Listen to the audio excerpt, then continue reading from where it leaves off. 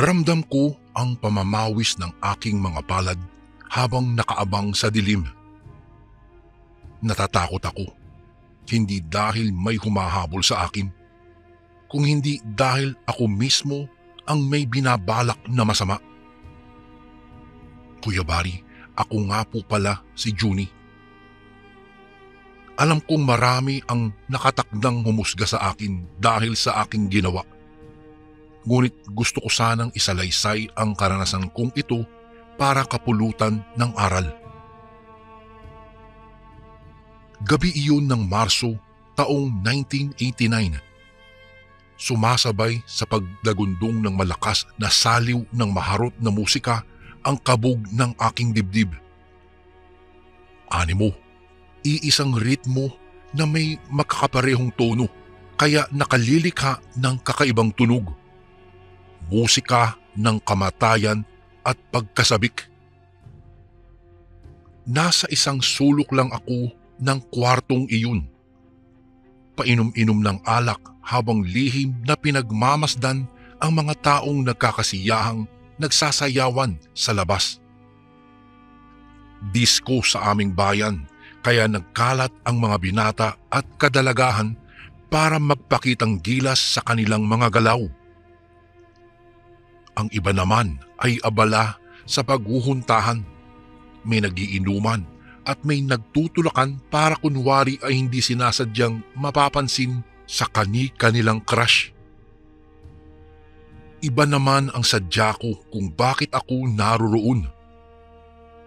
Kaninang madaling araw lang ay nakatanggap ako ng isang envelope na may limpak-limpak na pera bilang kabayaran sa magiging serbisyo ko.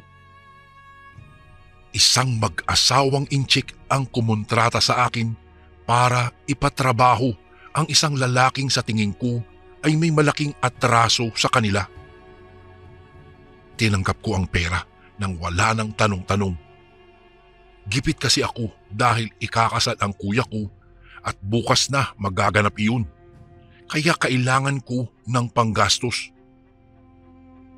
Ayokong mapahiya ang aming pamilya sa mga kaanak naming wala din namang ibang ginawa kung hindi panghimasukan at husgahan ang buhay na mayroon kami.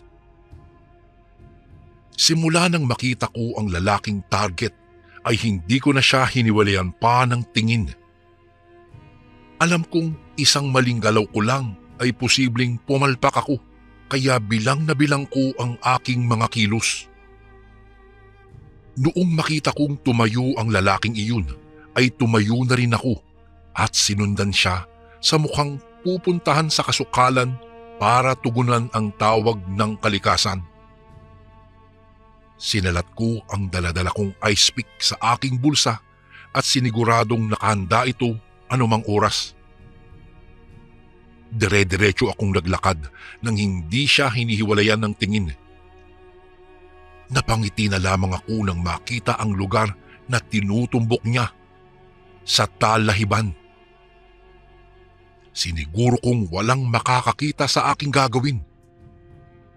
Noong matiyak kong wala ng tao sa paligid, naging buo na ang aking loob. Dito na ako mabilisang kumilos. Walang babalang hinapit ko ang lalaki sabay saksak sa kanyang tagiliran. Napaigik siya at sinubukan na manlaban kaya natsyempohan kong nakaawang ang bandang kilikili kung saan muli ko siyang sinaksak doon. Ramdam na ramdam ko ang malagripong pag-agos ng kanyang dugo sa aking braso. Sumigaw siya ngunit napangisi lamang ako. Hindi siya maririnig ng mga tao. Nilalamon lang ng malakas na musika ang kanyang mga hagulgul. Hindi ko siya binigyan ng pagkakataong magmakaawa. Pahina iyon ng pahina hanggang sa tingin ko ay babagsak na siya sa lupa.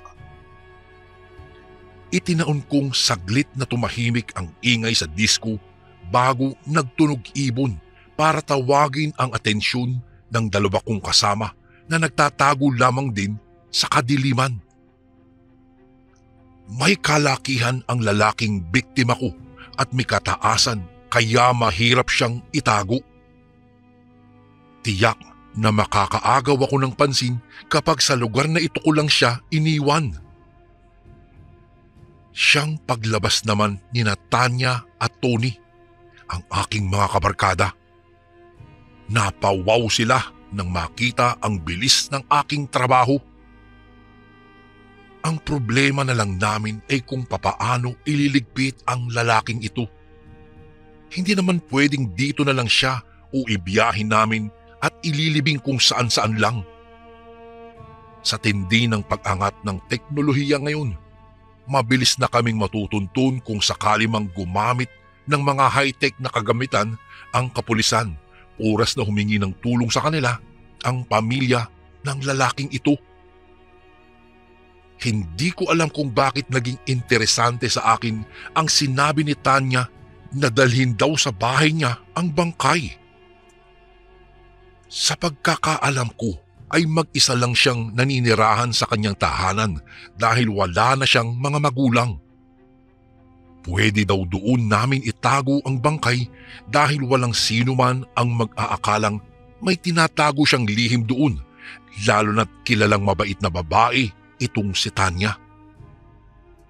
Mabait, ngunit nasa loob ang ulo. Pumayag ako para matapos na ang trabaho namin. Noong mga sandaling iyon ay saka pa lang ako nakaramdam ng takot.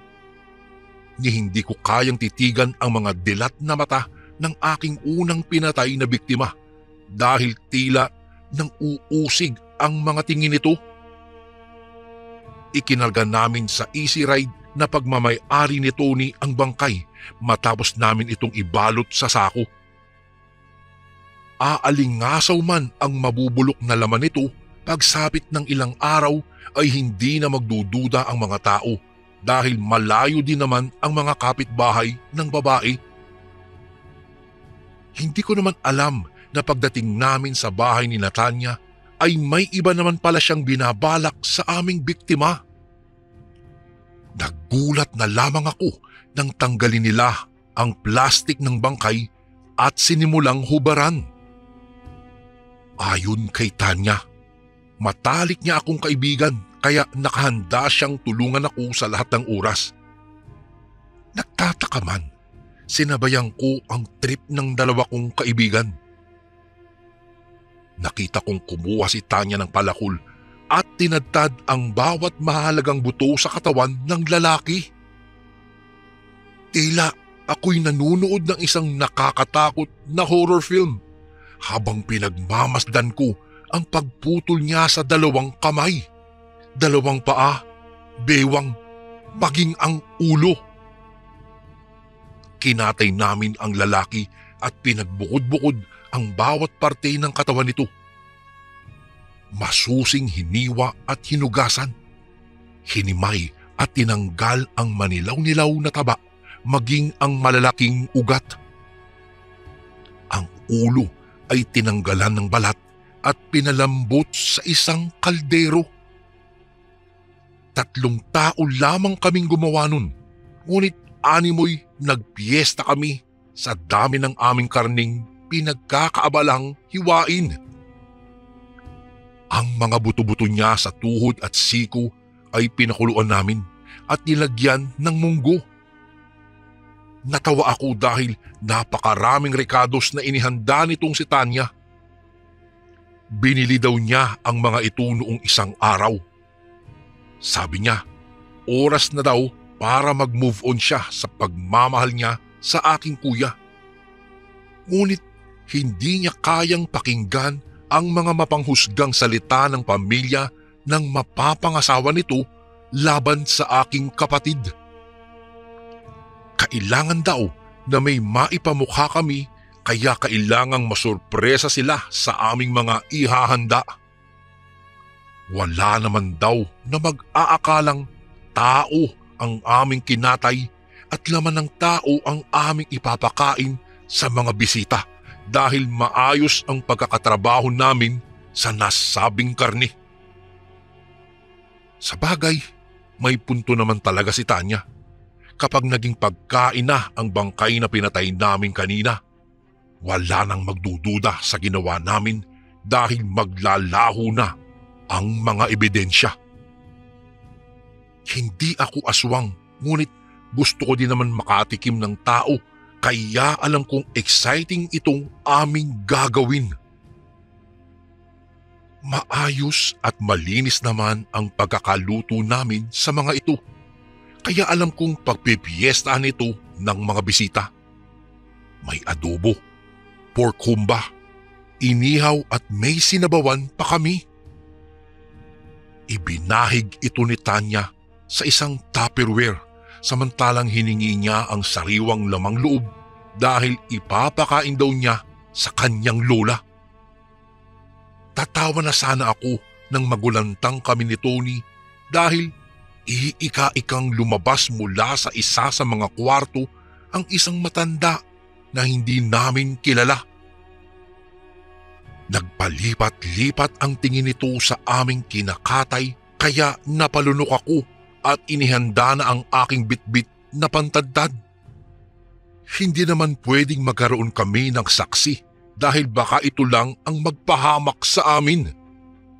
Nakahanda na akong isaksak ang aking bitbit na kutsilyo, ngunit biglang humarang si Tanya, sabay sabing lola daw niya ang matanda at lumabas lang ito dahil talagang balak nitong kumain ng kinatay na tao. Nagkatinginan kami ni Tony. Umatras kami at hinayaan ang dalawa na lumapit sa mga nilutong pagkain. Tila ba ipinapakilala ni Tanya sa matanda ang mga pangalan ng bawat putahing nais niyang ipatikim sa kanyang lola, ngunit umiling lang ang matandang ito. Iba ang itinuro nito at hindi ko maiwasang magulantang nang mapagtantong ang hilaw na lamang loob ang naislantakan ng matanda na kagaya ng isang aswang. Muli kaming nagkatinginan ni Tony nang masaksihan ko kung papaano lantakan ng matanda ang sariwang lamang loob. Sarap na sarap ito sa paglamon niya, kaya imbis na ganahan din ako sa pagkain ay bigla akong nandiri. Biglang sumama ang aking pakiramdam at nagtatakbong nagtungo sa lababo. Sapuko ang aking tiyan dahil sa pagpupumilit na sumuka. Halos dukutin ko na ang aking lalamunan para kahit papaano ay gumaan ang aking pakiramdam. Nang hihina akong napasandal sa dingding ng lababo, pakiramdam ko ay lumabas na ang aking tiyan dahil sa labis na pagduwal. Napansin ng matanda ang aking panghihina kaya nilapitan niya ako at tinapik. Nang mapatingin ako sa kanya, tila mas sumama ang aking pakiramdam nang makitang tigmak sa dugo ang kanyang mukha. Lumayo ako at nagtungo sa kusina. Naabutan ko naman si Tanya na iniahon na mula sa malaking kaldero ang ulo ng lalaking biktima namin. Naging crispy na nang hayaan niyang maluto ito sa mantika. Mas lalong bumigat ang aking pakiramdam. Hindi ko alam kung makakaya ko pang gawin ang lahat ng binabala ko kanina. Tila inatake ako ng nervyos dahil kumakabog ang aking dibdib sa dami ng mga alalahanin ko sa dibdib. Kalaunan, hindi na ako nakatiis pa at basta na lang akong bumagsak sa sahig at hindi na napansin ang nag-aalalang pagdalo ni Tanya at Tony sa akin. Umaga na nang magising ako. Hindi ko alam kung ano na ba ang mga sumunod na nangyari kagabi. Nang bumangon kasi ako ay ang nakabihis na si Tanya na lang ang nakaabang sa akin. Anya, naipasa na daw sa amo naming inchik ang kalunos-lunos na itsura ng bangkay ng aming biktima. Naaprubahan na daw ito at binigyan pa kami ng bonus matapos masiyan sa ginawa nilang pagtadtad sa katawan. Hindi na daw nila ipinaalam na niluto ang mga parte nito. Naginhawaan ako kahit papaano. Baka kasi makahanap sila ng dahilan para gawan kami ng kapalpakan sa aming trabaho. Tinanong ko si Tanya kung nasaan si Tony. Anya, nasa amin na daw si Tony at hinatid ang mga putahing niluto namin. Kinilabutan ako at biglang nahintakutan. Tingin ko ay ngayon pa lamang umepekto ang takot dahil sa aking ginawa kanina. Malinaw na nahimasmasan na ako sa pagiging isang kriminal. Nagkumahog ako sa pagtayo at halos kalad ka rin si Tanya dahil sa pagmamadali. Kung pwede lang ay pigilan ko ang gagawin ni Tony na pagsisilbi dahil karne at laman ng tao ang ipapakain niya sa mga bisita ng aking kuya. Ayaw kong mas lalong sumama ang tingin sa kanya ng pamilya ng aking magiging hipag. Mabuti na lang, nagkaroon kami kaagad ng masasakyan kaya mabilis kaming nakarating sa aming pupuntahan. Marami ng tao sa bahay. Karamihan sa mga bisita ay abala at nagkakatuwaan, kaya naman mas lalo akong natensyon at kaagad na hinanap si kuya. Nakasalubong ko siya sa may bungad ng aming bahay. Naiiyak sa tuwa akong niyakap. Bungad niya sa akin. Bumilib daw sa amin ang kanyang mga manugang. Bukod sa malaking halagang ibinigay niya sa mga ito, nasarapan din daw ang mga bisita sa putahing niluto ko. May nagtatanong kung ano daw ba ang sikreto ko. May humingi pa nga ng recipe at may nais ng kumontrata sa akin para sa paparating na mga piyesta, kaarawan at ano pang okasyon na kailangan ng tagaluto. Pakiramdam ko ay umakyat ang lahat ng dugo ko sa aking ulo, Kuya Bari.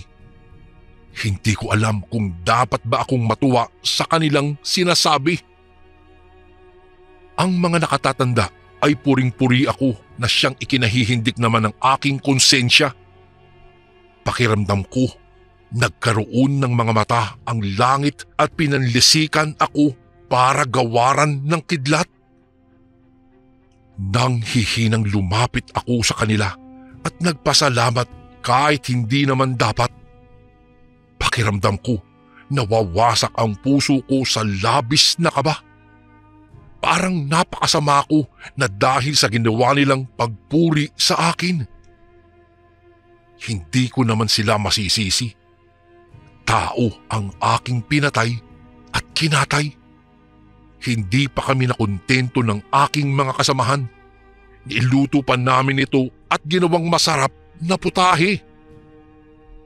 Tila ako mabubuwal sa kinatatayuan habang pinagmamasdan ang masasayang mukha ng mga tao na abalang-abala sa pagkain ng laman ng tao. Wala silang kaalam-alam na ang taong nilalantakan nila ngayon ay halos maglupasay na sa sakit kagabi habang sinasaksak ko siya. Mangiyak-ngiyak akong huminga ng malalim at ikinalma ang sarili. Hindi ko alam kung anong gagawin ko ng mga oras na iyon. Tila pinagbagsakan ako ng langit at lupa dahil sa pagsalpok ng realisasyon sa aking buong pagkatao. Isa na akong tunay na kriminal. Nagpasilaw ako sa kinang ng salapi.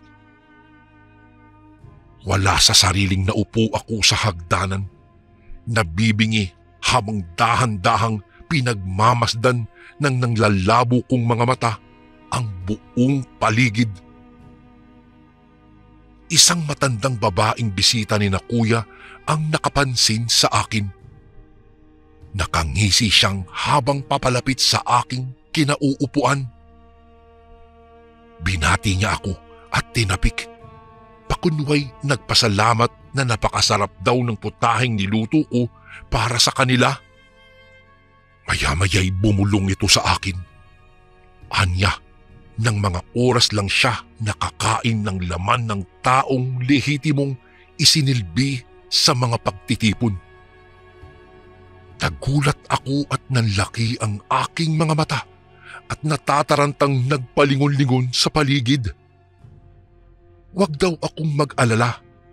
Walang nakakaalam na laman ng tao ang inihanda ko sa kasal ng aking kapatid. Talagang hindi lang niya talaga maiwasan daw na purihin ako dahil binigyan ko daw siya ng ideya kung papaano ba kainin ang kanyang biktima para wala ng sino man ang makaalam. Tiningnan ko siya nang may nagtatakang tingin. Anya, isa daw siyang aswang at matagal na siyang nambibiktima. Taga-kabilang bayan daw siya at napadayo lang sa aming lugar. Ipinaalam daw kasi ng kanyang kaibigan na may kinatay daw ang kanyang apo at nakatikim na siya ng masarap na sariwang lamang loob.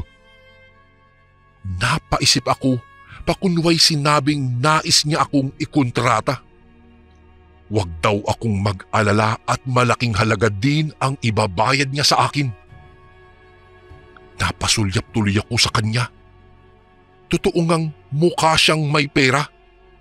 Bakas na bakas ang karangyaan sa kanyang suot na mamahaling mga alahas. Ang kanyang buhok ay halatang alaga sa parlor at mukhang maraming alam sa pakikipagkasundo. Napalunok ako. Muli na naman akong nasilaw nang sabihin niya sa akin ang halaga ng ibabayad niya kapalit ng ipapagawa niya sa akin. Hindi ko na raw kailangang pumatay. Sila na ang magbibigay sa akin ng bangkay at ako na lang ang bahalang magluto. Tila ba, literal na ginagawa niya akong kusinero at matador ng karne ng tao. Biglang naglaho ang udyok ng aking konsensya. Aswang na ang nakikipag-usap sa akin. Kaya ko na itong trabahuhin ng hindi na matatakot pa. At saka hindi na din naman ako ang papatay. Bago kami naghiwalay, nagpakilala siya sa akin bilang si Aling Margarita. Kinagabihan, sumama ako kay Aling Margarita. Sa tabing dagat kami tumambay. Akala ko ilalatag pa lang niya sa akin ang plano, ngunit nagkamali ako. Ipinagtapat niyang isa daw siyang bangkilan. Kaya niyang magbagong anyo sa isang iglap. Napakunot naman ang noo ko at hindi kaagad naniwala. Ngunit hindi naman ako nakapagsalita nang makita kong naglabas ng langis na nakalagay sa botelya itong si Aling Margarita. Nagpahid ito sa kanyang buong katawan. Ang kanyang likod at kilikili ay nangingintab na sa sobrang dami ng langis. Maya-maya lang, nagulat ako nang mapansing dahan-dahan siyang biglang nagbago ng anyo. Habang tumatagal, naglalaho na ang pagiging tao niya. Biglang nagkaroon siya ng pangil, mahahabang kuko at magaspang na balat. Ang kanyang buhok ay biglang nagulo at tila nagkanda buhol-buhol. Samantalang ang kanyang mga kilikili ay tinubuan ng mahahabang balahibo na kalaunan ay bumukadkad na animoy pamaypay hanggang sa naging isang nakakahindik na pakpak. Pakiramdam ko, umakyat ang lahat ng dugo ko sa ulo. Nahirapan ako sa paghinga at sumama ang pakiramdam nang makita siyang umaangil na tila ba isang mabangis na hayop. Napaatras ako, ngunit tinawag ako ni Aling Margarita. Ang sabi niya, hindi na daw ako pwedeng umatras. Lahat ng nakita ko ngayon ay pwede niyang baliktarin at gamitin laban sa akin. Kaya kailangan ko nang tumupad sa aming usapan. Mamili lang daw ako kung magpapatuloy ako o ako na lang ang lalantakan niya. Natatakot man, wala akong nagawa kung hindi ang pumayag at magpatuloy sa napagkasunduan naming dalawa. Minanduhan ako ni Aling Margarita na sumakay sa likod niya.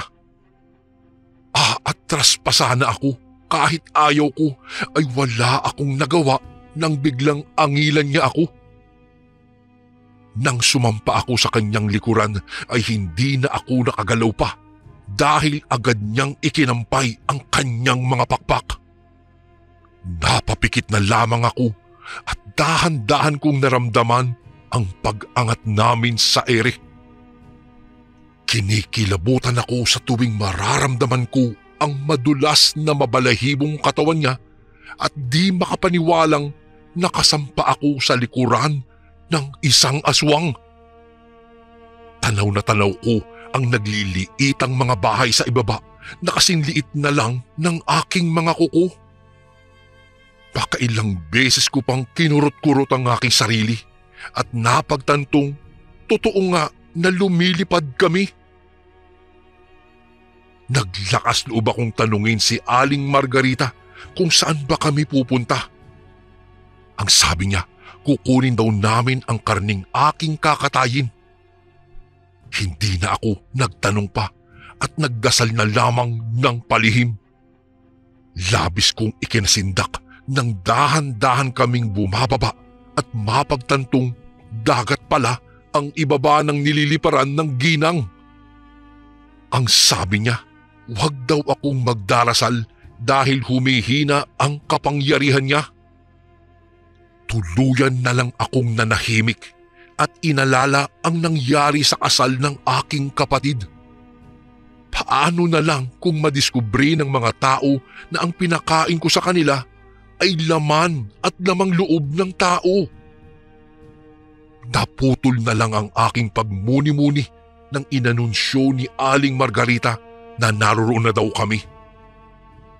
Bumaba ako mula sa pagkakasampa ko sa kanyang likuran at sinuyod ng tingin ang buong paligid. Hindi ako kaagad nakapagsalita nang sabihin niya sa akin na maligayang pagdating daw namin sa Benikel. Napamugalat ako. Nasa Cebu lang kami, ilang minuto lang ang nakakaraan. Anong nangyari at nakarating kami sa Negros? Diyos ko po, dati ginagawa naming biro ang kasabihang manghihiram kami ng langis sa aswang kapag ka nais naming bumiyahe para makalibre sa pamasahe. Hindi ko akalaing totoo pala ang mga iyon at mukhang mananatili na ang karanasan kong iyon hanggang sa pagtanda ko. Pinagmasdan ko ang malaking bahay na nasa harapan namin. Anya, naghihintay daw sa loob ang kanyang buong angkan. Pakiramdam ko ay kakatayin niya ako ng buhay, kaya bilang na bilang ko na ang aking mga hakbang. Maya-maya'y sinabi niya sa akin na wala daw akong dapat ikatakot. May usapan kami, kaya wala daw kahit na sinong magbabalak na makialam sa akin. Nanginginig naman akong napatango at nagpasalamat at sumunod na lamang sa kanya. Pumasok kami sa malaking bahay at nakita ang nasa 2 hanggang 3 bangkay na nakaabang na sa may kahabaang mesa. Ayon sa kanya, iyon daw ang kailangan kong lutuin. Sila na daw ang bahalang bumukod ng bawat parte, kaya kahit nasusukan ako ay mabilisan kong ginawa ang trabaho ko. Gusto ko nang umuwi sa totoo lang, Kuya Bari, ngunit hindi ko alam kung papaano magpapaalam ng mga sandaling iyon nang hindi sila nagagalit. Kalaunan, natapos ko din ang aking trabaho at naihain sa naghihintay na angkan ni Aling Margarita. Tuwang-tuwa pa ang lahat nang matikman nila ang aking niluto. Napakasarap daw nun at puring-puri ako. Nabaghan ako sa aking mga narinig. Hindi ko pinapangarap na maging kusinero ng mga aswang na ito at hindi ko alam kung papaano malulusutan ang pangyayaring ito. Nanginginig na pinapanood ko sila at hinayaan ko silang lantakan ng aking nilutong laman ng tao. Nandidiri ako sa kanilang ginagawa na halos simutin pa ang mga mumo na nahulog sa mesa o sa sahig. Isa sa mga bata ang nalingunan kong tinatanggalan ng laman ang daliri, kaya nagpaalam ako sa kanila at sinabing magbabanyo lang ako. Pagpasok ko naman sa kanilang banyo ay mas lalo akong nahintakutan. Kitang-kita ko ang nakatambak na mga buto ng tao na tila ba matagal nang nakatago sa lugar na yun. Nakangingilong isipin na ang mga butong iyon ay mula sa mga taong nauna na nilang naging biktima na hindi na kailanman magkakaroon ng maayos na libing. Pumikit na lamang ako at lumabas sa banyo. Mangyak-ngyak na lumapit ako kay Aling Margarita at sinabi sa kanya na kailangan ko nang umuwi. Ngunit umiling lang siya. Simula ngayon, magiging kusinero na daw nila ako at sa kanila na ako titira. Wala na akong nagawa dahil lahat sila ay tumingin sa akin dahilan para hindi ako makatanggi. Hindi ko naman kabisado ang lugar na pinagdalhan niya sa akin kaya halos gabi-gabi akong napapaluha dahil sa labis na pagsisisi. Kung hindi ako pumatay at kumatay ng tao, marahil hindi ko makikilala itong si Aling Margarita. Kung sana pwede ko lang ibalik ang oras ay gagawin ko. Normal na tao lang naman sina Aling Margarita sa umaga.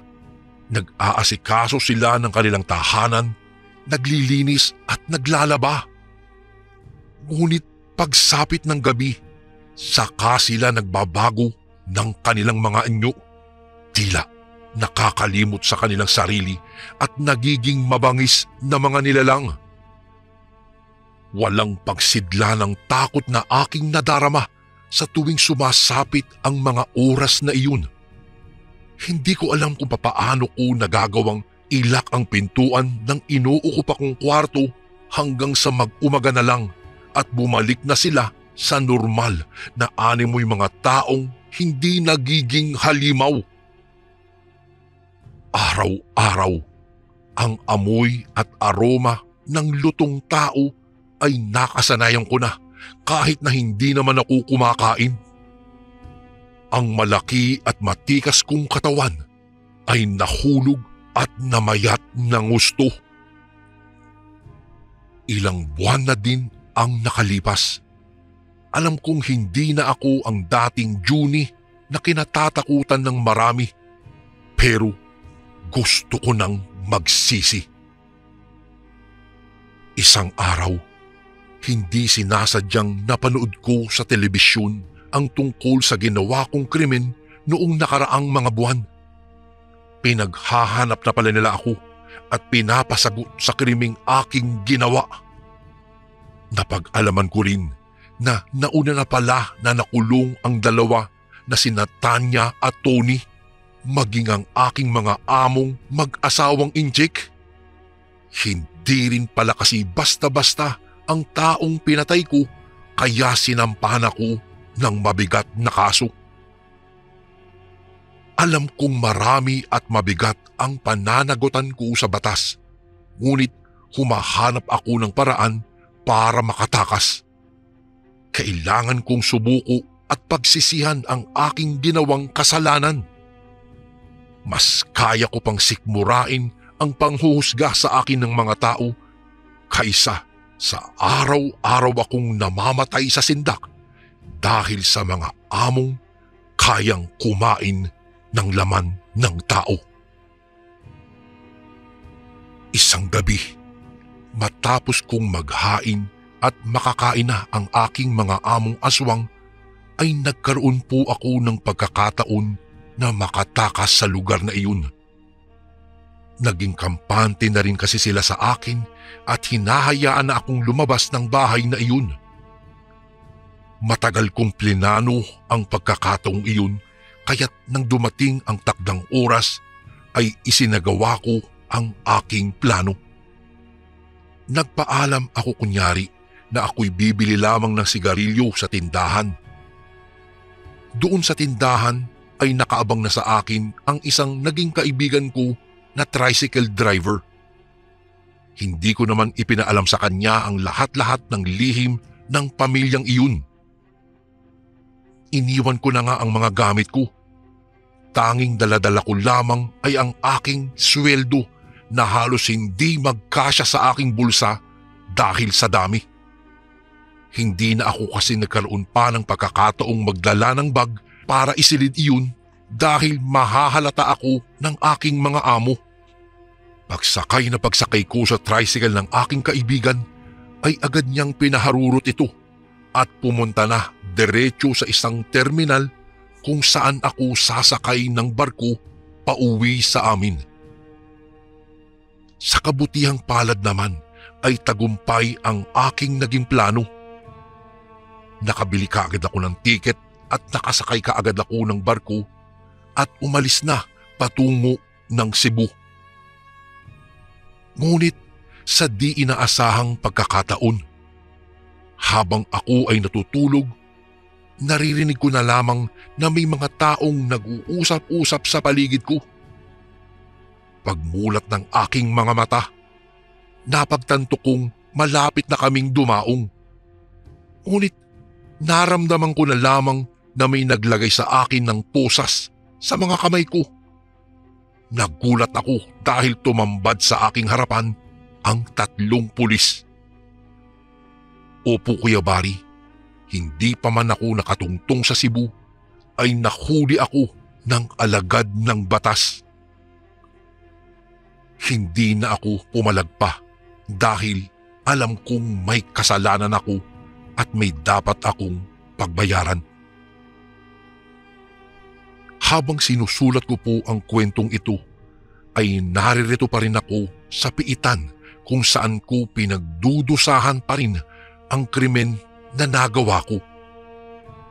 Isang pangyayari sa aking buhay na pinagsisisihan ko talaga.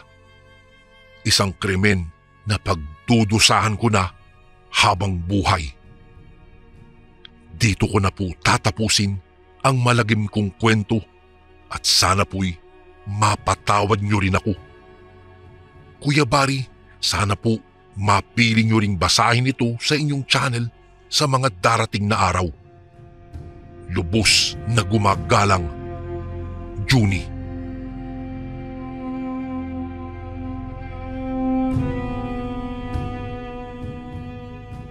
Magandang araw po sa inyo Kuya Bari.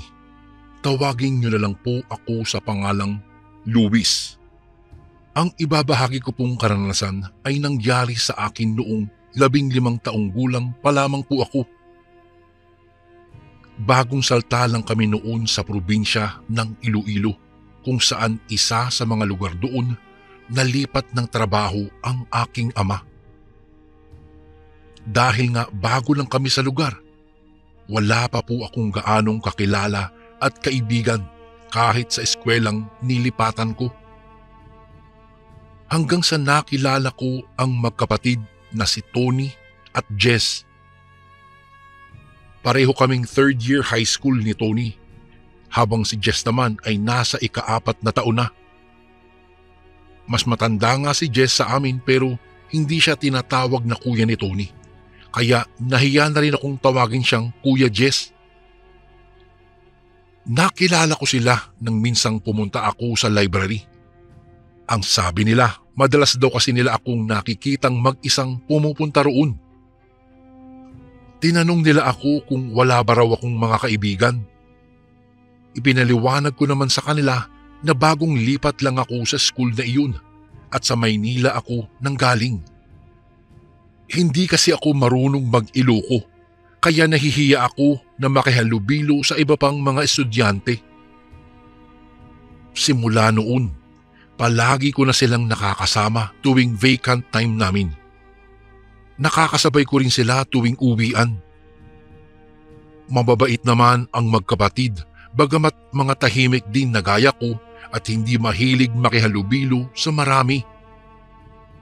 Minsan, habang naghihintay kami na matapos ang oras ng recess, napansin ko ang isang babaeng estudyante na parang nakatingin sa akin. Nakatayo siya sa tabi ng isang puno sa hindi kalayuan sa amin. Tiningnan ko siya pabalik at sinubukang ngitian pero bigla siyang umiwas ng tingin sa akin, Kuya Bari. Natigilan ako at napaisip na baka hindi naman pala ako ang tinitignan niya tapos pangiti-ngiti pa ako. Hindi po iyon ang huling pagkakataon na nakita ko ang babaeng estudyanteng iyon. Maraming pagkakataon na rin na nahuhuli ko siyang nakatingin sa akin talaga at pagkatapos ay biglang babawi at titingin kunwari sa malayo. Hanggang sa isang hapon, uwian na namin noon at hinihintay ko sina Jess at Tony sa labas ng gate ng paaralan nang bigla na lang akong nilapitan ng babaeng estudyanteng palaging sumusulyap sa akin. Bahagya pa nga akong nagulat dahil hindi ko naman agad napansin na nakatayo na pala siya sa harapan ko. Nagbabasa kasi ako ng libro ng mga oras na iyon. Napakunot ang noo ko sa pagtataka kung bakit nasa harapan ko siya pero nakatingin lang naman siya at hindi naman nagsasalita. Miss, bakit ka nandito? May kailangan ka ba sa akin? Naisip ko lang ito na itanong sa kanya. Ngunit biglang nagsalita siya. Nasaan na yung mga kasama mo? Tanong niya sa akin. Si Jess ba at si Tony? Wala pa sila pero maya-maya lang siguro nandito na yun. Sabay-sabay kasi kaming umuwi. Tugon ko sa tanong niya. Alam mo, kung ako sa'yo, iiwasan ko na sila hanggat hindi ka pa napapahamak. Napakunot noon naman ako sa sinabi niyang iyon. Bigla akong napaisip kung ano ba ang ibig niyang sabihin. Tatanungin ko pa sana siya pero dali-dali na itong umalis nang makita niyang parating na sina Jess at Tony. Sinubukan ko pa siyang tawagin pero hindi na siya lumingon pa. Oh, tsaka na pala. Kilala mo ba yung babaeng yun? Agad na tanong ni Tony pagkalapit nila sa akin. Hindi nga Sagot ko naman sa kanya. Hindi mo kilala bakit kausap mo? Ha? Basta na lang kasing lumapit sa akin yun Tapos may sinasabi siya sa akin. Kaso hindi ko naman maintindihan. Alam mo, weirdo talaga. Sabi ko na lang sa kanya. Ay nako tol, huwag ka na kasing nakikipag-usap kung kani-kanino. Mamaya hindi natin alam, aswang na pala yung babaeng yun. Babalang wika ni Jess. Ano ka mo, aswang? Ay, totoo ba yun? Ako naman, kwento-kwento lang yung mga ganyan, no? Oo, tol. Totoo ang mga aswang. Hindi mo ba alam na may mga aswang dito sa lugar natin? Ay, marami na silang nabiktima at ilan doon ay puro mga estudyante pa. Wika ni Tony na pabulong at palinga-linga pa sa paligid habang sinasabi iyon, Kuya Bari. Kaya ikaw, mag-iingat ka. Ikaw rin, baka ikaw na ang susunod na maging biktima nila. Babala ulit ni Jess. Magmula noon, palagi ko nang naaalala ang sinasabi sa akin ng magkapatid tungkol sa aswang. Hindi naman talaga ako naniniwala roon, Kuya Bari, pero hindi ko rin maintindihan kung bakit nakakaramdam ako ng kaba sa tuwing maiisip ko ang mga babala nila Jess at Tony. Kagaya ng dati, palagi ko pa rin nakikita ang babaeng schoolmate namin na parabang sadyang binabantayan niya ako. Kung saan kasi ako naroroon ay nandoon din siya. Minsan nga naiilang na tuloy akong gumalaw dahil Parang ang lakas ng presensya niya. Naisip ko tuloy, baka nga totoo ang sinasabi nitong si Jess at Tony. Baka nga isang aswang ang babaeng iyon. Pauwi na ulit ako noon. Naroon ako banda sa may sityo namin at naglalakad sa iskinitang madalas kong dinadaanan pauwi ng bahay nang bigla akong napahinto. Para kasing may sumusunod sa akin. Lumingalinga ako sa paligid. Noong una, wala namang tao sa bandang likuran ko kaya napakibit-balikat na lamang ako. Sa isip ko, guni-guni ko lang na may sumusunod sa akin. Pero nang lumingon ako sa pangalawang pagkakataon, nahagip ng aking paningin ang isang pamilyar na dalagita. Ang babaeng kamag-aral ko. Nakita ko siyang nakatayo sa tabi ng isang malaking poste ng ilaw. Pero noong nakita niya akong lumingon, bigla siyang nagtago sa likuran nito. Noong una, nagdadalawang isip ako na lumapit sa posting iyon upang alamin kung ang babaeng kamag-aral ko nga ba ang naroroon. Medyo kinakabahan kasi ako na baka makita ko siyang nasa nakakatakot na anyo. Ngunit sa huli, naglakas loob na rin akong lumapit doon. Pagdating ko doon, gano'n na lang ang pagtataka ko nang matuklasan kong wala namang kahit sinong naroroon. Bigla akong nakaramdam ng pananayo ng balahibo sa aking katawan. Hindi ko alam kung guni-guni ko lang ba iyon o talagang sinundan nga ako ng nasabing babaeng iyon. Nang dahil doon, dali-dali akong nagtatakbo pauwi sa amin hanggang sa makatulog ako ng gabing iyon. Daladala ko pa sa panaginip ang pangingilabot at pag-iisip sa dalagitang kamag-aral ko.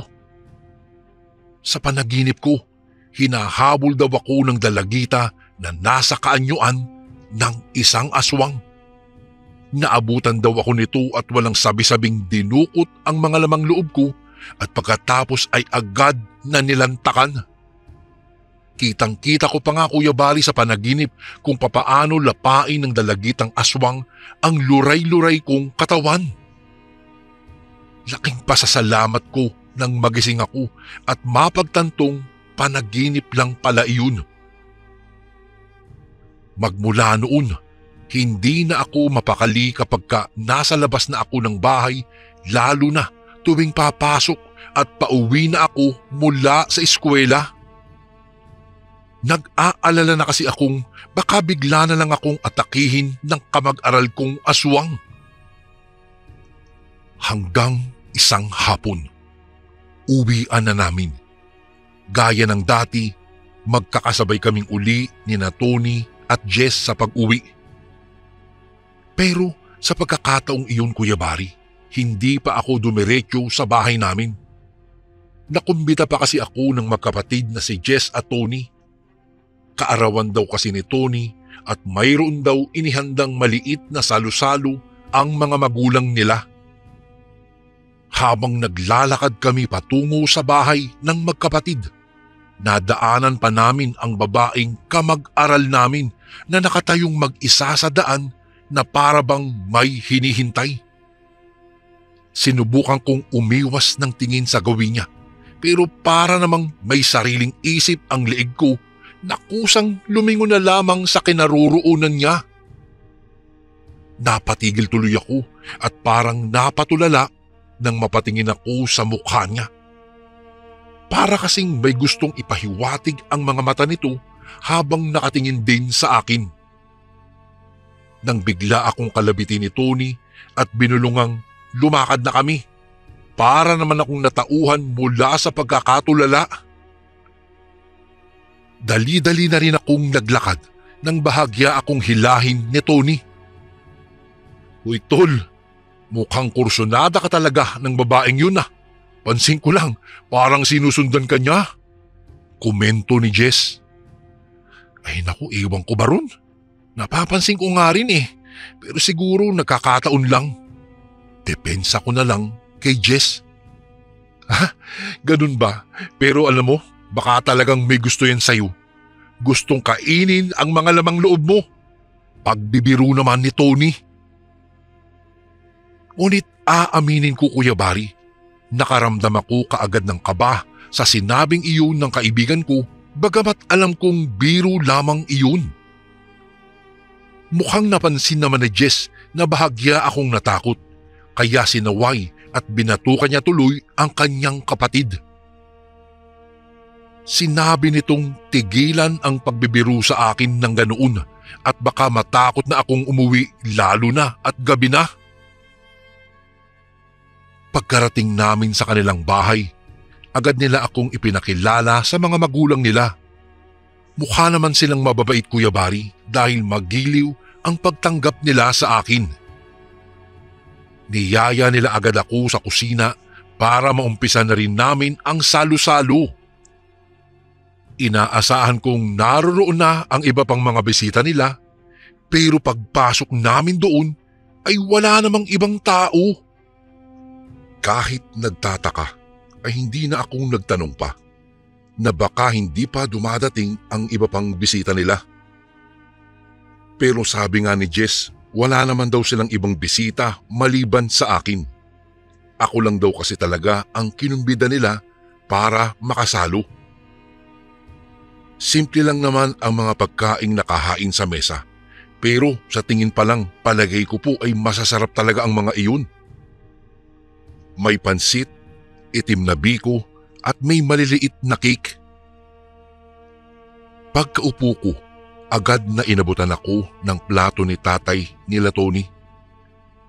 Pagkatapos po ay nilagyan iyon ng pansit at biko ng nanay nila.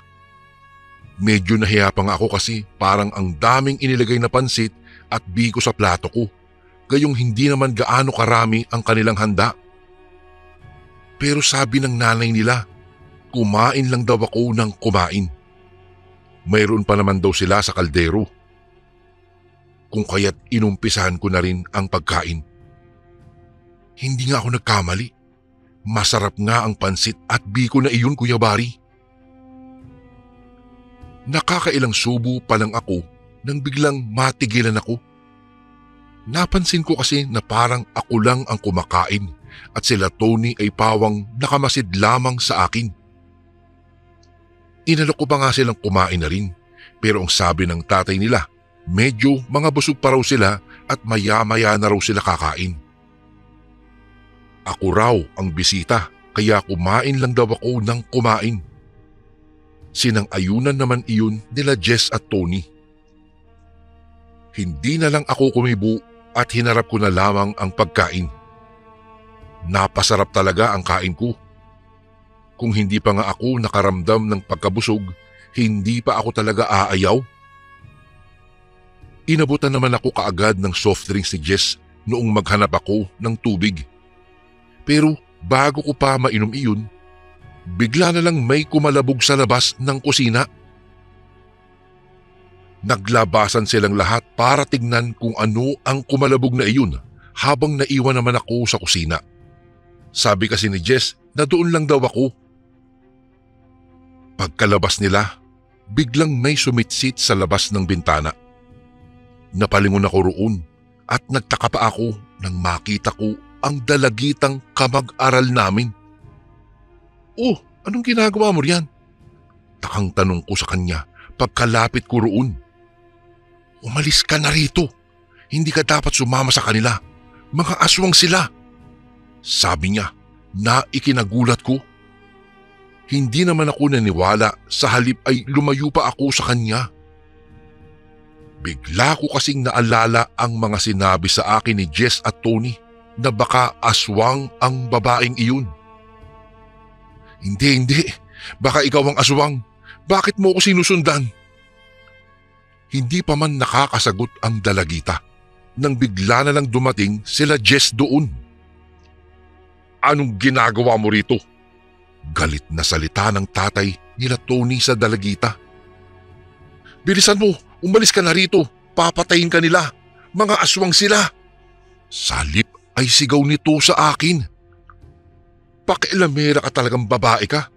Sigaw naman ni Tony at galit na sinugod ito. Subalit bigla rin iyon napaatras matapos na may isaboy doon ang dalagita. Nagsisigaw at bigla rin iyon na may lipit na parang may kung anong nakakasakit dito. Napansin ko rin na parang umusok ang balat nito sa mukha at nang alisin ni Tony ang kamay niya sa pagkakatakip doon, nakita kong parang nalapnos iyon, Kuya Bari.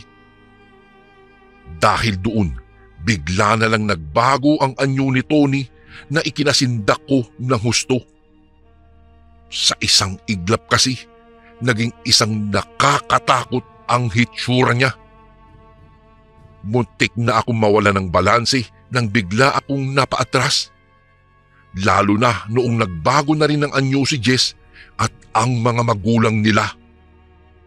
Katulad ni Tony, naging nakakatakot na rin ang mga hitsura nila. "Tumakbo ka na! Tumakbo ka na!" sigaw sa akin ng dalagita. Pero dahil wala akong madadaanan dahil nakaharang sa pinto ng kusina sila Tony, wala akong pagpipilian kung hindi ang tumalo na lamang sa bintana at kumaripas ng takbo kasunod ng dalagitang nauna ng tumakbo sa akin. "Hintayin mo ako! Huwag mo ko iwanan!" sigaw ko sa kanya. Pero hindi man lang siya huminto ni lumingon sa akin. Kumakaripas ako ng takbo nang biglang may humarang sa harapan ko. Ang aswang na sina Tony at Jess, pati ang nanay at tatay nila. Nagsisigaw ako sa takot habang humihingi ng saklolo. Napapikit na lamang ako nang mawalan ako ng balanse at bumagsak sa lupa matapos nasunggaban ako ni Tony. Sa isip-isip ko lamang nung mga oras na iyon ay ito na ang katapusan ko. Subalit agad din akong napadilat nang biglang umalis sa pagkakasunggab sa akin ang aswang na si Tony at narinig kong naghihiyawan ang iba pang mga aswang na nasa harapan ko. Nakita kong parang nalalapnos ang mga balat nila habang namimilipit sila sa sakit. Noon ko naman napansin ang dalagitang nasa tabi ko na may hawak-hawak palang garapon at panay ang saboy ng laman noon. Hindi pa ako nakakahuma nang maramdaman ko ang mahigpit na paghawak niya sa braso ko at malakas niya akong hinila. Hindi na ako nag-isip pa. Basta't mabilis na lang din akong tumayo at sinabayan ko na lamang ang pagkaripas ng pagtakbo niya. Ang tanging nasa isip ko nung mga oras na iyon ay ang makaalis na lamang doon at buhay na makauwi sa amin. Hindi ko kabisado ang daang tinatahak namin. Madilim na rin doon at hindi ko na rin matandaan kung doon ba kami dumaan nila Tony noong pumunta kami sa kanila. Basta't sumunod na lang ako kung saan ako hilahin ng dalagitang kasama ko. Di nagtagal ay biglang napahinto kami. Papaano kasi tabing dagat na ang dulo nun? Noon ko napagtanto na hindi iyon ang dinaanan namin kanina nila Tony. Mas nadagdagan pa ang takot ko nang maisip kong wala na kaming ibang madadaanan kung hindi iyong mismong dagat. Wala rin ako nakikitang kahit isang bangka roon kaya papaano na kami makakaalis doon. Hanggang makarinig kami ng mga kaluskos at mga yabag. "Nandiyan na sila. Sinusundan pa rin nila tayo," biglang sabi sa akin ng dalagita. Napatingin pa iyon sa garapon na hawak niya. Itinapon na niya iyon dahil wala na palang laman. "Papaano tayo makakaalis dito?" Nag-aalalang tanong ko sa kanya. "Walang iba kung hindi lalangoy tayo sa tubig." "Ano? Hindi ako marunong lumangoy." "Bahala ka. Kung gusto mong mamatay, maiwan ka rito," sabi pa niya sa akin at iniwan na ako. Nag-aalangan pa ako noong una na sumunod dahil hindi nga ako marunong lumangoy. Ngunit nang makita kong papalapit na sa amin ang mga aswang, Dali-dali na akong sumunod sa kanya. Sa isip-isip ko lang, bahala na. Mas gugustuhin ko pang mamatay sa pagkalunod kaysa kainin ako ng buhay ng mga aswang na iyon. Noong nasa bandang malalim na kami, pinakapit ako ng dalagita sa likuran niya. Nagreklamo pa nga siya dahil ang bigat ko raw. Maya-maya'y huminto na siya sa paglangoy. Ang sabi niya, ligtas na raw kami roon. Hindi naman daw kasi makakasunod ang mga aswang doon dahil takot ang mga iyon sa tubig dagat. Habang nasa gitna kami ng tubig ay nagpalutang-lutang lang kami at naghintay ng sasaklolo sa amin. Natanong ko ang dalagita na ang pangalan pala ay Tina, kung papaano niya nalaman na mga aswang ang magkapatid na si Jess at si Tony at ang mga magulang nito. Ayon sa kanya, isang albularyo ang lolo niya at minsan na raw ay nakasagupa nito ang tatay ng magkapatid na nasa kaanyuan ng isang aswang. Isang gabi raw iyon habang naglalakad sa madilim, nakakahuyan ang lolo niya nang atakihin ito ng lalaking aswang. Pero dahil may kaalaman ang kanyang lolo kung papaano labanan ang mga ganoong uri ng nilalang, hindi raw umubra ang aswang dito. Muntik na nga raw nitong mapaslang ang aswang kung hindi lang daw ito nakatakas. Sinundan pa nga raw ito ng kanyang lolo para sana tuluyang puksain na. Subalit matapos daw nitong sundan ang sugatang aswang, napag-alaman nitong may asawa't mga anak pala ito. Bigla daw nagbago ang isip ng lolo niya na paslangin ang aswang na iyon. Sa halip ay hinayaan na lang ito at ipinagdasal na lamang na tumigil na ito sa pambibiktima ng mga tao. Simula naman daw noon, wala na silang nabalitaang nabiktima pa ng aswang. Pero nang pumanaw na raw ang lolo niya, muli na naman daw naghasik ng dilim ang mga ito.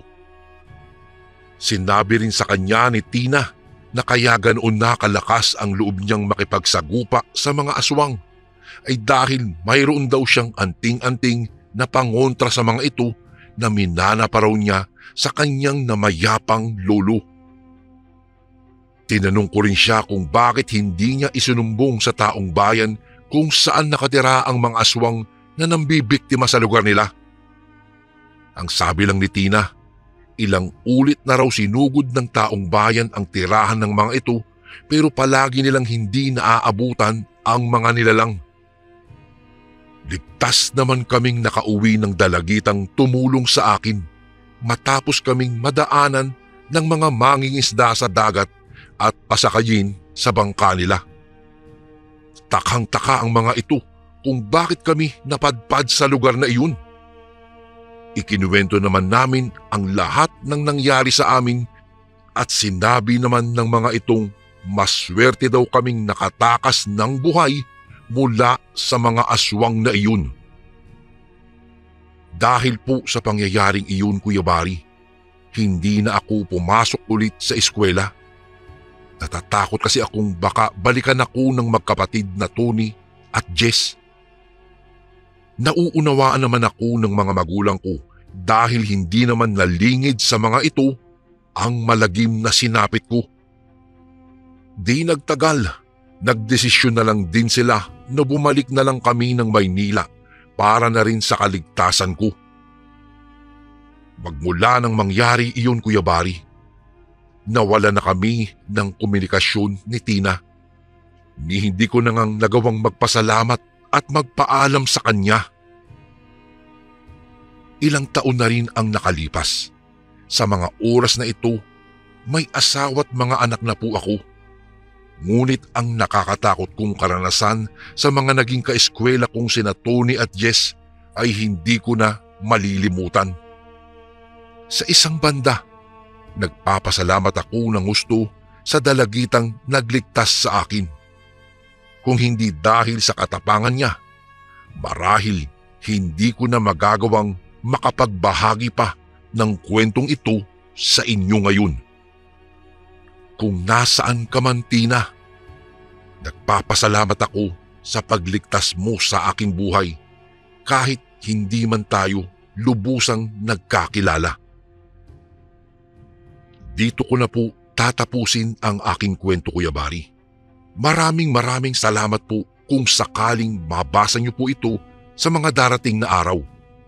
More power po sa Ang Sundo Horror Stories, and God bless po sa lahat ng nakikinig ngayon. Lubos na gumagalang, Luis.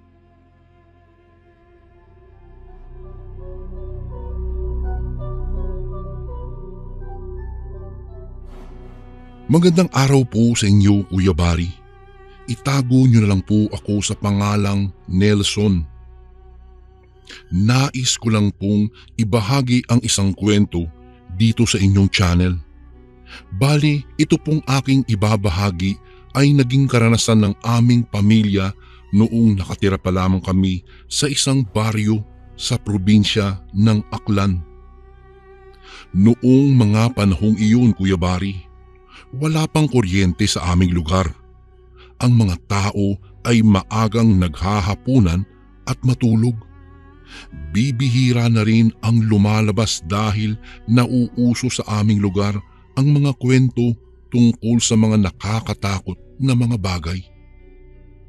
Isang dapit hapon, habang kami ay kumakain, napadungaw ang aking ama sa bintana. Sa hindi namin malamang dahilan ay parang naging balisa siya. Sa kadahilanang iyon, tinanong siya ng aming ina kung ano ang kanyang nakita. May mga dayo rito sa atin. Hindi ko alam kung saan sila nagmumula. Pero malakas ang kutob kong hindi sila normal na mga tao. Noong mga sandaling iyon, tumayo ang aking ama at pagkatapos ay sinarhan ang aming bintana. Pagkabalik niya sa hapag ay seryoso siyang nagwika. Bilisan niyo ang pagkain dahil papatayin ko na ang gasera. Ayokong malaman nilang gising pa tayo. Wika niya sa amin. Dahil sa kanyang sinabi ay binilisan na nga namin ang aming pagkain. Pagkatapos naming maghapunan noon, pinatay na ng aking ama ang gasera at pagkatapos ay pinapasok na kaming dalawa ng aking kapatid sa loob ng aming silid. Noong gabing iyon, hindi naming magawang makatulog kaagad. Pareho kasi kaming natatakot kung kaya naging balisa kami. Sina nanay at tatay naman, batid naming magkapatid na nagmamatsyag lang din sila sa paligid. Nang malalim na ang gabi, doon na kami nakarinig ng sunod-sunod na paghuni ng tiktik na tila umaaligid sa buong baryo. Sa sobrang takot naming magkapatid ay nagtalukbong na lang kami ng kumot. Walang ano-ano ay pumasok sa aming silid si nanay. Alam niya na gising pa kami, kung kaya tinanong niya kami, ayos lang ba kayo rito, mga anak? Tanong ng ina namin sa amin. Oo, Nay. Natatakot lang po kami. Tugon namin sa kanya. Tumabi siya sa amin sa pagkakahiga. Nalaman din naming bumaba sa bahay ang aming ama upang puntahan ang iba naming kapitbahay. Anya ay baka daw inaatake kasi ng aswang ang kanilang buntis na kanayon. Nang mga sandaling iyon, napanatag kaming magkapatid at nakatulog na sa tabi ni nanay. Sa kabilang dako, pumunta ang aming ama sa aming kapitbahay na si Mang Tonyo. Tawag siya ng tawag sa bahay nila hanggang sa magising ang haligi ng tahanan noon. Pare, mukhang delikado si Mila. Buntis siya at parang inaatake ng mga aswang. May nakita kasi akong mga dayo rito sa ating baryo. Saad ni tatay. Agad namang kumuha ng itak niya si Mang Tonyo at pagkatapos ay bumaba na rin sa kanilang bahay. Halika. Tawagin natin ang iba pang mga kalalakihan sa baryong ito. Dapat ay maitaboy ang mga aswang na iyan. Wika ni Mang Tonyo sa aking ama. Inisa-isa nilang puntahan ang mga bahay at hinikayat ang mga kalalakihan na sumama sa kanila upang itaboy ang mga aswang na nananalasa sa kanilang lugar. Sa pagkakatansya ng aking ama ay nasa 20 katao ang kanilang kasama noong mga sandaling iyon at ang bawat isa sa kanila ay may kanya-kanyang armas na dala. Mga kasama, malamang ay naroroon pa sa bahay ni na Aling Mila ang aswang. Papatayin natin sila upang wala nang mamiruwisyo dito sa ating lugar. Sigaw ni tatay. Humiyaw rin ang kanyang mga kasama at sabay-sabay nilang tinungo ang kinaroroonan ng bahay ni Aling Mila. Malayo pa lamang sina tatay ay dinig na nila ang paghuni ng tiktik. May kung anong kumakaluskos din ng malakas doon sa bubungan ng buntis. Subalit dahil sa ingay ng mga kasamahan ni tatay ay nawari ng mga aswang na mayroong paparating. Sa kadahilanang iyon ay biglang tumahimik ang paligid. Huwag kayong papakampante ha. Nasa paligid lang ang mga aswang at tinitiyak kong nag-aabang lang sila. Sigaw ni tatay sa kanyang mga kasama kung kaya ang bawat isa sa kanila ay naghanda. Makaraan ang ilang sandali. Umaligid kina tatay ang mga pag-angil. Gawa iyon ng isang mabangis na hayop kung kaya mas dinoble nila ang kanilang pagka-alerto. Walang ano-ano noon ay biglang napahiyaw ang isa nilang kasama. Mga kasama, may aswang! Sigawan ng mga tao. Nilingon ni na tatay iyon at nakita nilang inaatake ng 3 malalaking aso. Nagmamadali silang nilapitan iyon upang iligtas ang kanilang mga kasama. Subalit nang lumapit na sila ay tumakbo bigla ang aso patungo sa kasukalan. Bago ko po ipagpatuloy ang kwentong ito ay may request sana ako sa iyo kasundo. Isang pindot lang ito kasundo sa subscribe button namin. Malaking tulong po ito sa amin kasundo upang mapagpatuloy pa namin ang mas marami pang magagandang kwento. Salamat sa pag-subscribe mo, bagong kasundo. Batid ni na tatay na aswang ang mga iyon, kung kaya hindi nila iyon tinantanan. Sa kasamaang palad, hindi na nila nahagila pa ang mga aswang. Kahit hinalughog na nila ang buong kasukalan, ngunit kahit anino ng aswang ay hindi na nila ito nakita pa. Mga kasama, huwag muna tayong uuwi. Nasa paligid lang ang aswang at malamang ay naghihintay lang ng pagkakataong makaatake. Sigaw ni tatay sa mga tao noong nagkagulo ang mga iyon. Nasa kalagitnaan sila ng pag-uusap nang may marinig silang pagaspas ng pakpak. Napatingala ang mga tao, subalit wala silang nakita. Napamura na lang silang lahat noong may kung anong bumagsak sa bumungan ng bahay ni Aling Mila. Sinundan iyon ng pag-ungol ng isang babae na animoy nasasaktan. Tulong! Tulungan niyo ako! Mga aswang! May aswang! Inaaswang ako! boses ng babae. Si Mila yun! Baka naroon na nga ang mga aswang sa bahay nila. Dalian natin! Puntahan natin at patayin ang mga aswang na iyan! Sigaw ng isang lalaki. Sama-samang tinungo ni na tatay yung bahay ni Aling Mila. Noong nasa tapat na sila, narinig nila ang mga pagkaluskos sa ibabaw ng bubungan. Sa kadahilanang iyon ay napasigaw ang mga tao. Hoy! Hoy aswang! Umalis ka riyan! Dahil kung hindi, hindi ka na makakaligtas sa baryong ito! Sigaw ni tatay. Walang ano-ano. Tumigil ang mga aswang sa kanilang ginagawa. Itinaas ng mga tao ang kanilang sulo at nakita nilang nakadungaw sa kanila ang 3 aswang. Nagbabaga ang kanilang mga mata at naglalaway pa. Huwag hayaang makatakas ang mga aswang na iyan! Sigaw ng isang lalaki. Upang hindi makatakas ang aswang, pinaligiran nila ang bahay ni Aling Mila. Ang bawat lalaking naroroon ay nakaantabay. Walang ano-ano.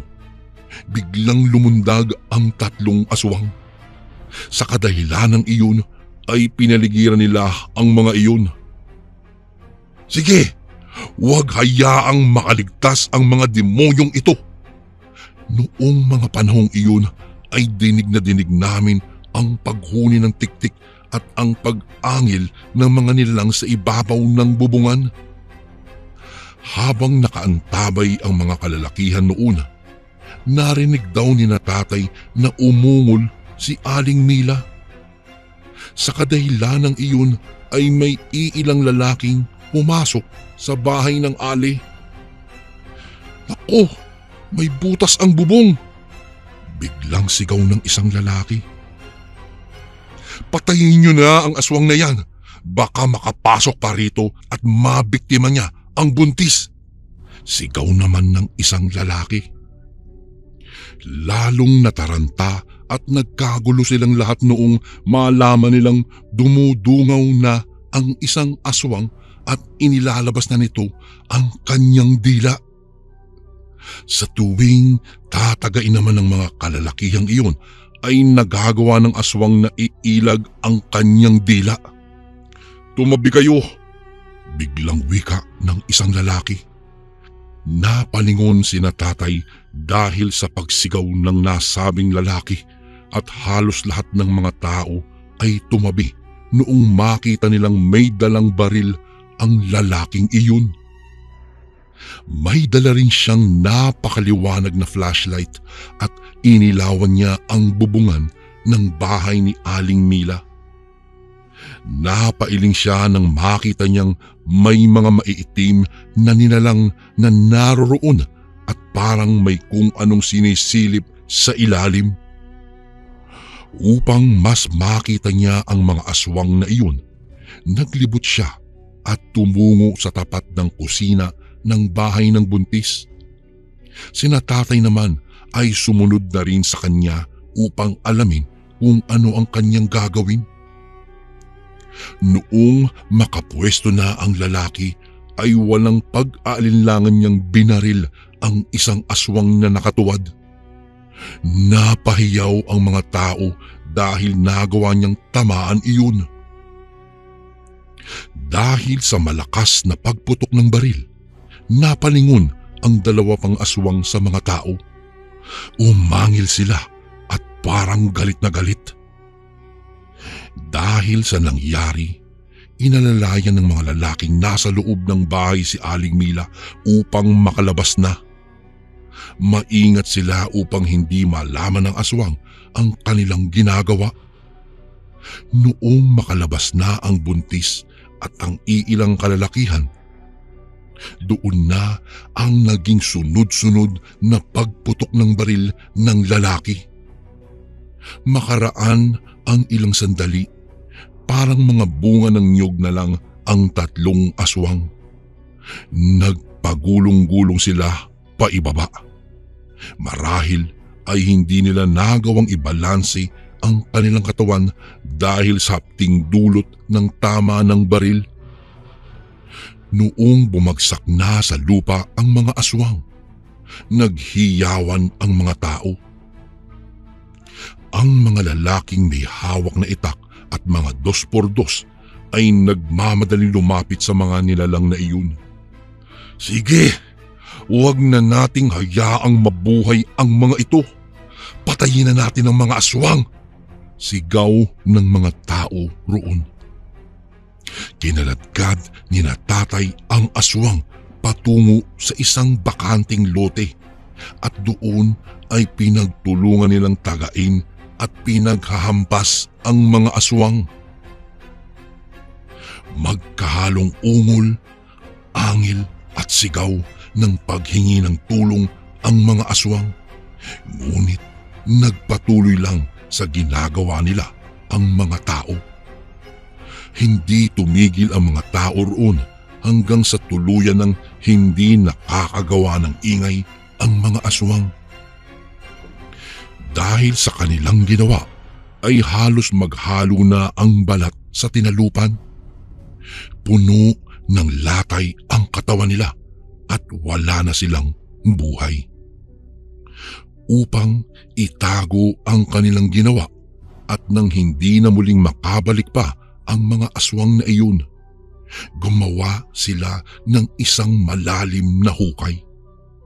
Inihulog nila ito sa malalim na hukay at saka tinabunan iyon ng maraming lupa at bato hanggang sa mapagtanto nilang hindi na makakasingaw ang amoy ng bangkay ng mga aswang na naging dayo sa baryo.